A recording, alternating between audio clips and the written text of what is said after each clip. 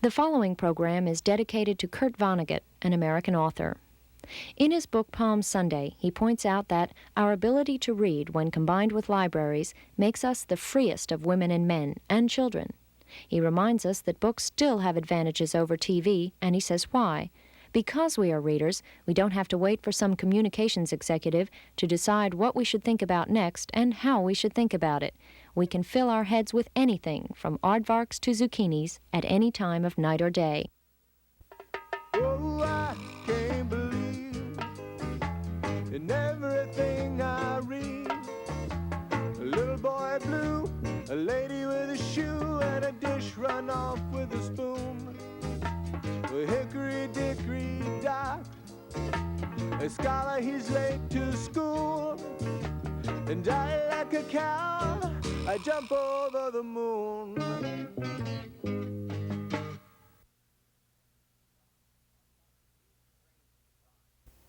These strange designs are letters. Letters in the Russian or Cyrillic alphabet. While they're less familiar than the Latin or Roman characters which we use in English, they are no less logical. All letters, or characters, in all alphabets are essentially just lines in certain arbitrary designs that have come to represent sounds or words. Letters are merely symbols. And these symbols make sense to us because we understand what they represent. We are accustomed to them. We all learned them when we were young, or we tried to anyway. At a very early age, children begin to encounter the 26 designs we call letters. A, apple, B, bird. The fact that children can get the hang of these incredibly complex and difficult symbols should offer some indication of the awesome abilities of the young when it comes to learning anything. When dealing with the concept of letters in an alphabet, obviously a little careful instruction can make things a lot easier. And apparently the earlier you try, the better. There are hundreds of books, maybe thousands, designed to help teach the alphabet to children. We can't look at them all in half an hour, so we've selected a group of some of the most notable books, old as well as new, which present the alphabet in some fashion. If you know an abecedarian, that's someone who's learning the alphabet, these are the books you want to know and to share. There's a long history of alphabet books, perhaps as long as the history of printing itself. In his introduction to the New England Primer, Paul Leicester Ford writes, "The Enschede Abecedarium, which has been claimed to be the first specimen of printing with type, and which certainly was printed in the 15th century, contained, besides the alphabet, the Paternoster, the Ave Maria, the Credo, and 2 prayers, being the elementary book of the Romish Church." Mr. Ford includes several different versions of the Puritans' rhyming alphabet, which was used for many years by both teachers and parents.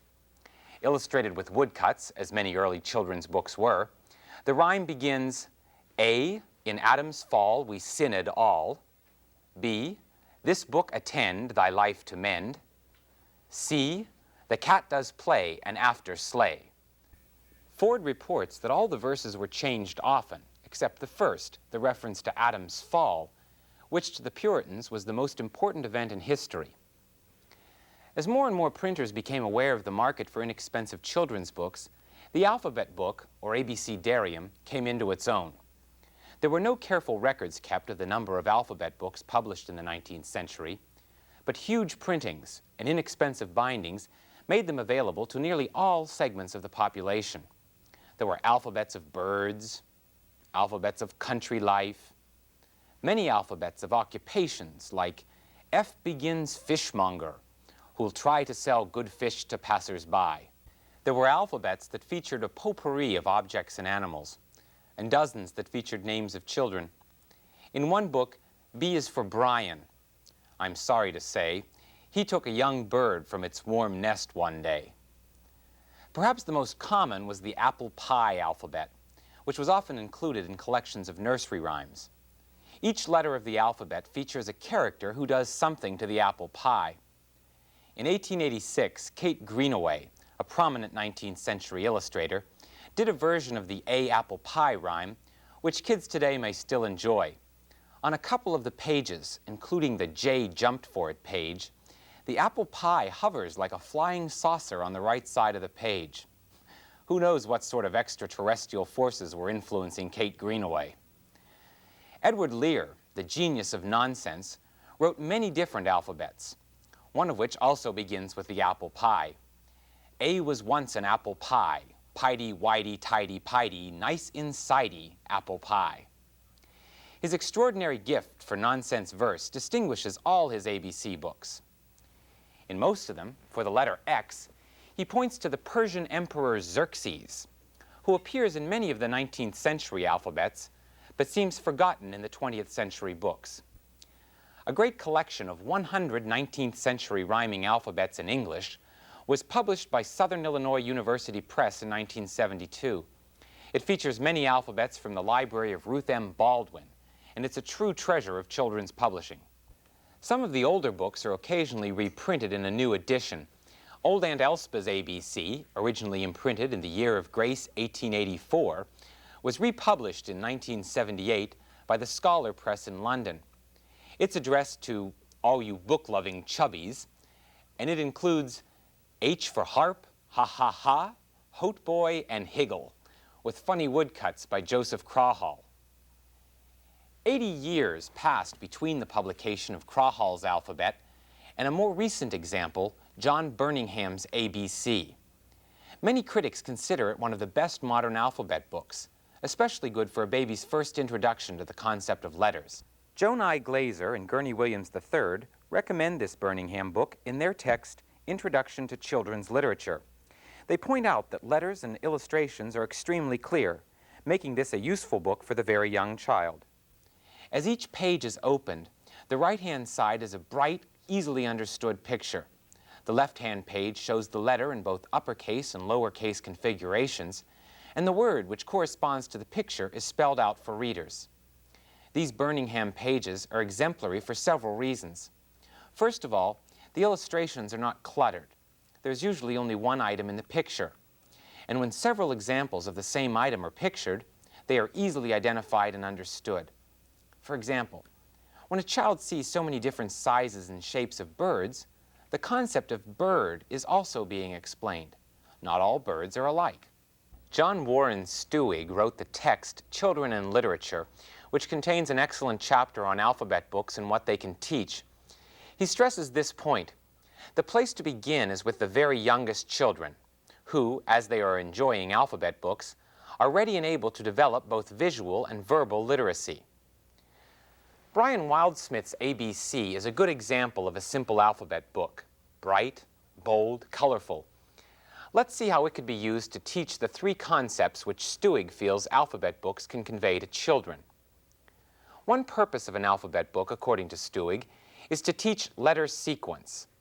There are a few unusual books which present the letters at random, in no particular order, but Wildsmith's normal presentation, A for apple, B for butterfly, C for cat, D for dog, etc., is the most common and useful approach. Kids begin to pick up the sequence of the letters. A second purpose of the alphabet book is to teach letter form. Wildsmith's presentation of the letters and words on the left-hand page is excellent. Both lowercase and uppercase letters are shown in white, followed by other letters in colors which spell out the words. The third thing which Stewig feels an alphabet book can teach is letter style. He says, style is the way the illustrator or type designer varies elements of the basic letter form to create variety. Wildsmith's book is not very helpful in that respect. His typeface is uniform throughout the book. He doesn't vary the style of his letters. However, that doesn't lessen the value of his book in any way, especially for young children who can be easily confused with several different configurations of supposedly the same letter. Another book which might be better for teaching the concept of letter style is Dorothy Schmitterer's The Alpha Beast book. She calls her book an abecedarium, a word which means an alphabet book or primer. On each two-page spread in her book, the letter in question transforms itself into an animal or beast whose name begins with that letter. This B metamorphosizes into a butterfly. In the second panel of each transformation, the basic style or shape of the letter is still recognizable. Stewig points out, too, that many teachers also use alphabet books to help children learn the symbol for the sound commonly associated with a letter. obviously. This is Helen Oxenberry's ABC of Things. It has been recommended by Zena Sutherland, who calls the pictures imaginative and humorous, as well as by Charlotte S. Huck, who describes it as richly illustrated with a variety of objects that provide a small vignette for each letter. This variety of objects allows parents and teachers to call attention to the sound of the letters. For example, when you hear baby, badger, baker, bear, bird, you begin to get an idea of the B sound of a B. The sounds of the letters, the style of letters, their forms, and their sequence in the alphabet. All these concepts can be taught with alphabet books. In addition, John Stuig also identifies 3 visual and verbal skills which alphabet books can help to develop. These 3 basic literacy skills are the ability to describe, the ability to compare, and the ability to value certain examples or pictures over others. Parents and teachers can definitely help to encourage these literacy skills by working with a book like Robert Crowther's The Most Amazing Hide-and-Seek Alphabet Book, which also helps to develop hand and eye coordination. It's an unusual and somewhat fragile book full of pop-up style gimmicks, but it deserves respect. Each of the bold black lowercase letters moves in one direction or another to reveal an animal that's playing hide-and-seek behind the alphabet. It's fun and funny, and it can stimulate many of the literacy skills which Stuig has identified. The first of the literacy skills is the ability to describe what one sees. This Most Amazing Hide-and-Seek Alphabet Book is especially good for stimulating descriptions. Just ask questions. What do you see? What's that? Questions make books more interesting and amusing. The second literacy skill which Stuig expects alphabet books to encourage is the ability to compare. He recommends choosing 2 quite different books so the contrast is apparent. You might select a book like Fyodor Rodzinkovsky's Animals in the Zoo to compare with the Most Amazing Hide-and-Seek Alphabet Book. Both feature animal examples, but Rodzinkovsky's drawings are much more realistic than Crowther's cartoon-like illustrations. Showing a child the different drawings of giraffes, for example, can help to develop an awareness of visual styles. The third of Stuig's literacy skills is the ability to value the examples, to show a preference, to make a judgment. It's a sophisticated skill which may be easier to encourage in slightly older children. It involves choosing favorites. When you ask, "Which do you like more?" the child is challenged to select a preferred style. When you ask, "Why do you like that one more?" you're eliciting a higher level response. Stuig reminds everyone that when developing this third skill, valuing, the teacher must respect the child's reason for choosing an illustration, even if it doesn't seem like a good reason. The ability to respond verbally is what is important. Taste and critical standards can be developed over the years to come. When an adult, however, selects an alphabet book, there are several criteria which should be kept in mind. First of all, if the book is to be used only to introduce the alphabet, just 1 or 2 items should be presented on a page. This is Celestino Piatti's Animal ABC, which features poems in English by John Reed. Each letter usually gets only 1 item, D for dolphins, P for penguins. The pictures are big, bold, and colorful. The examples for each letter are a second point to consider. Depending on the age of the child, the example should be recognizable, easily identified, and meaningful. Several of Piatti and Reed's examples are a bit unusual. Ural owl for U is not a common animal even for adults. The similarity between U and the O vowel sound can be additionally confusing. Stuig suggests that a balance between the known and the unknown might be best. He writes, "Every alphabet book should strike a balance between words and pictures children will know, and others which will extend children's worlds. Apple, ball, and candy are fine, but if the words simply reflect what a child already knows, a major opportunity for concept and language learning is lost." A third point to consider when choosing alphabet books is the use of animals or objects which have more than 1 name. For example, in Wanda Gogg's classic, The ABC Bunny, she calls this little creature a bunny, and her second page shows a large red B for Bunny Snug a Bed. That seems simple enough. But if we look at Celestino Piatti's Animal ABC again, we see that the same creature comes much later in the alphabet, under H for hare. In the Rojankovsky book, that same little animal is even later, under J for jackrabbit. And in Crowler's book, when you pull the tab beside the R, the same animal emerges to munch some lettuce, and this time he's called a rabbit. This may seem picky and silly to some adults, but there are so many words and animals to use as examples that it seems best to avoid the few who have so many different names. Beware of the bunrabs. The fourth point to remember: the names of the examples should begin with the most common sound of the letter. G for goat is okay.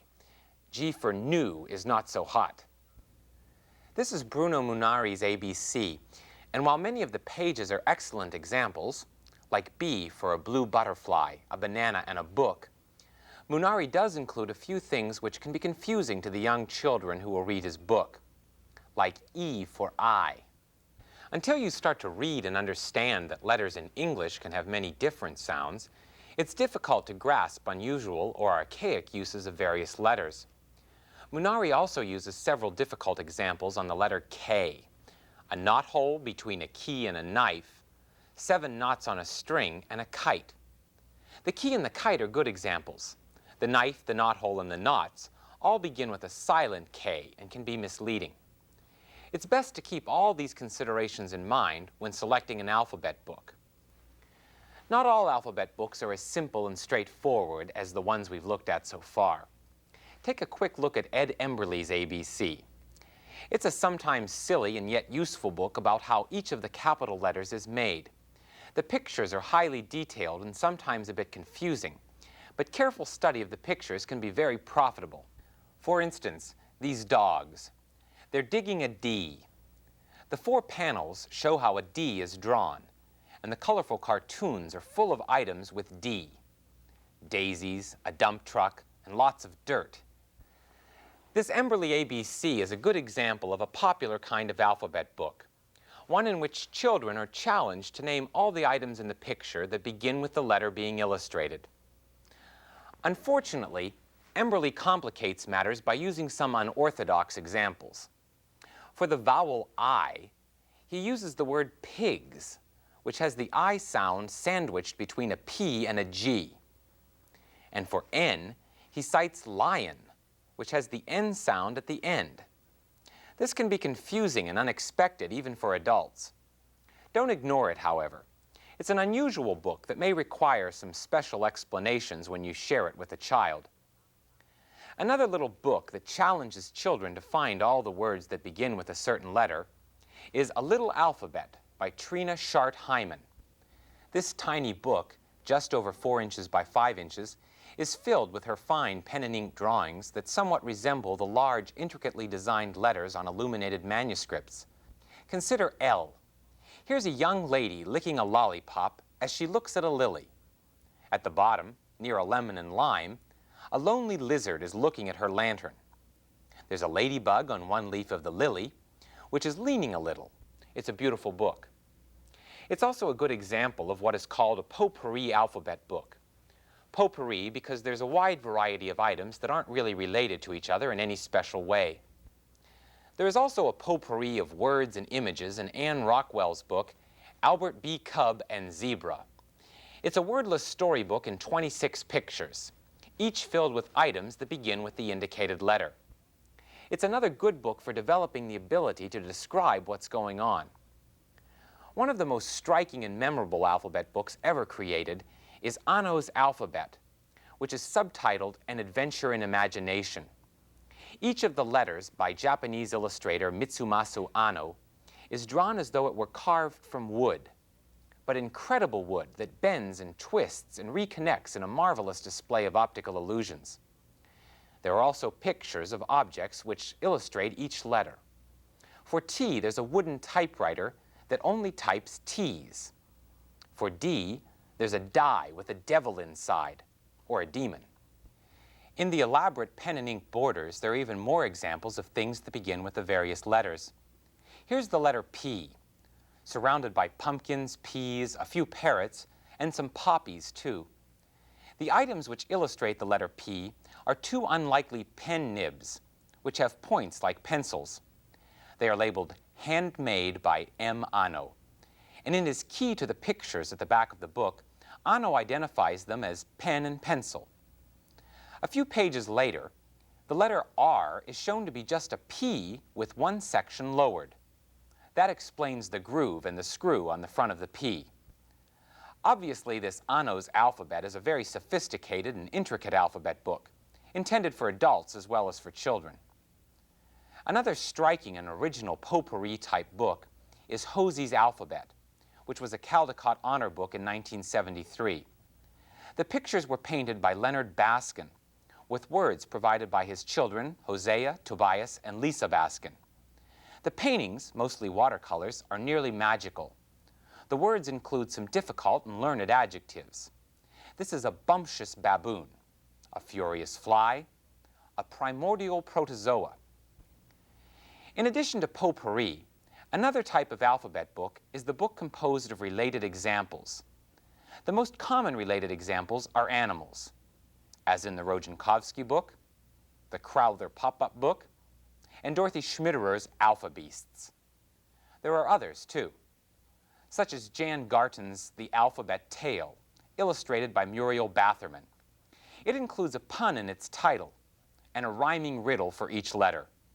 Take R, for instance. His forefather was the hat of Daniel Boone. This tail is the tail of the furry...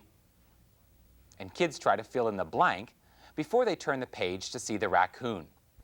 Another good animal alphabet is Q is for Duck by Mary Elting and Michael Folsom, with pictures by Jack Kent. It's called an alphabet guessing game. It's a set of unexpected letters coupled with animals that would be elsewhere in any regular abecedarium. Q is for duck. Why? Because a duck quacks. R is for lion. Why? Because a lion roars. S is for camel. Why? Because a camel spits. There are at least a few answers like that aren't immediately apparent. Fritz Eichenberg created his alphabet book, Ape and a Cape, in the early 1950s, and it's been popular ever since. It's a related example alphabet book. Each letter is illustrated with an animal in an outlandish situation or costume. Besides the title character, there's a carp with a harp, and this rat with a bat, among others. Eichenberg's drawings are silly and memorable, and some of the rhyming captions are unforgettable. A vulture with culture. There are also related example alphabet books which don't use animals. Michael Deasy wrote a related example abecedarium called City ABCs in the early 1970s. The black and white photographs are by Robert Perron. For each letter, there's a scene from city life. H is for hard hat. Why must the hard hat wear a hard hat? Because I don't have a hard head, the hard hat said.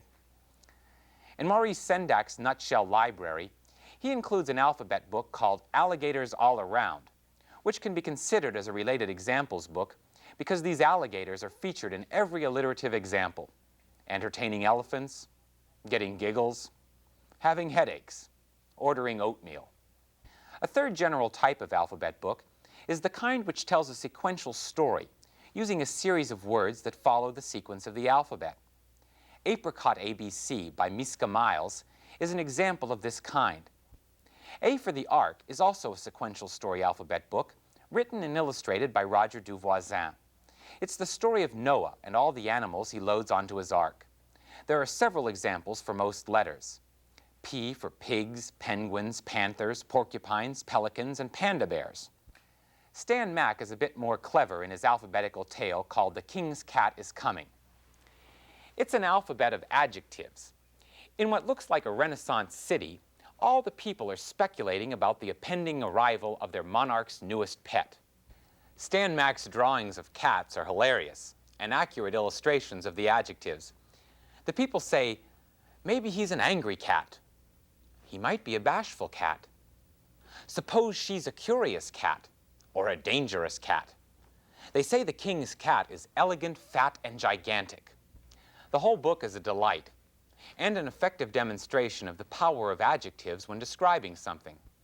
It's probably not an exaggeration to say that probably every major children's author and illustrator has put together some kind of alphabet book. There's Pooh's Alphabet Book by A.A. Milne, with illustrations by E.H. Shepard. It includes bits and pieces from all the Pooh books, and uses the letters for very distinctively Poohish purposes. Crockett Johnson, who created the classic Harold and the Purple Crayon, put together Harold's ABC, which is a sequential story mixed with a potpourri of subjects, all of which are made from a letter. B becomes a stack of books, C becomes a cake, H a hobby horse, and R a rhinoceros. The stylized treatment of the letters is ingenious, making each one into a familiar object. H.A. Ray does some of the same visual tricks with the letters in his book, Curious George Learns the Alphabet. And he even manages to include a picture for both uppercase and lowercase letters. One example, the capital M becomes a mailman, the small m a mouse. There are other alphabet books that assume you know the alphabet and move on to more difficult concepts, just using the alphabet as an organizational tool. Jambo Means Hello is one of these more complex books. It's a Swahili alphabet book, written by Muriel Feelings with pictures by Tom Feelings. It's a beautiful book with outstanding drawings. It also shows where Swahili is spoken in Africa, and it introduces a wide variety of words, all explained in the context of their tribal origins. U is for Uzuri, which means beauty. The author explains, beauty means different things in different parts of Africa. In one, it is a woman with a clean-shaven head. In another, it is a great crown of braided hair. Another sophisticated alphabet book, which also deals with Africa, is the 1977 Caldecott winner Ashanti to Zulu by Margaret Musgrove. For each letter of the alphabet, Musgrove introduces a different group and a custom important to each. The stylish and highly patterned illustrations are by Leo and Diane Dillon. For X, they show the Xhosa people. Ashanti to Zulu is definitely a book for older children and even for adults. The realm of alphabet books is obviously unlimited. So if you do know an ABCdarian, there are obviously many books that you will want to share. Not only are they effective tools for teaching a number of concepts, but they can be visual treats of the highest order. When a child begins to recognize the shapes and sounds of the strange lines we call letters, the process of reading is just beginning. But the beauty and wisdom of books can be sensed by everyone, even before they begin to understand how letters make words.